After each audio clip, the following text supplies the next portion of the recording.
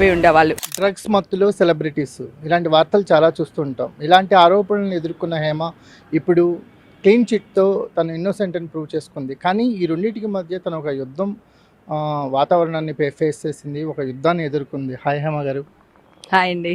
So ఒక clean చిట్తో ఇన్నోసెంట్గా బయటకు వచ్చేసారు.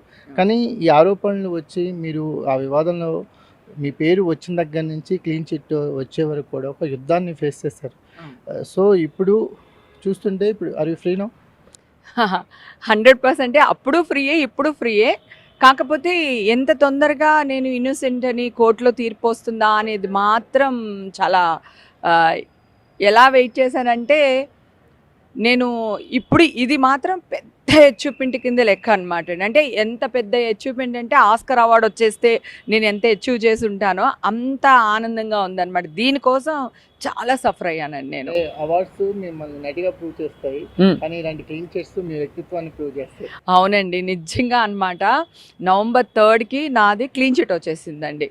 నా అదృష్టం మా అమ్మ నేను క్లీన్ చిట్లో బయటపడిపోయానని అమ్మకి తెలిసింది. తర్వాత అమ్మ మిస్ అయింది నాకు. తర్వాత ఈ జర్నీ ఏదైతే మీరు అడుగుతున్నారో చాలా నరకం చూసేసానండి. ఒక స్టేజ్లో చచ్చిపోవాలనుకున్నా. అంటే పరువు కోసం చాలా ప్రాకులాడానండి. రాజోల్ నుంచి వచ్చాను, లాంగ్వేజ్ కూడా రాదు చెన్నై వెళ్ళినప్పుడు. అయినా కూడా ఒక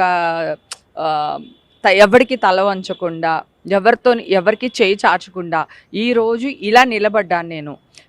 రాత్రికి రాలేదండి. 37 ఏళ్ళు 38 ఏళ్ళు నా కష్టం ఇది.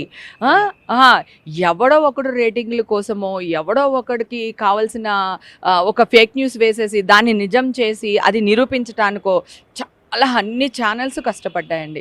కానీ అప్పుడు చెప్పాను, ఒరే నేను వెనక్కి వెళ్తున్నానంటే పారిపోతున్నట్టు కాదు, వస్తాను అని. ఎంత చెయ్యాలో అంత చేసేసారండి.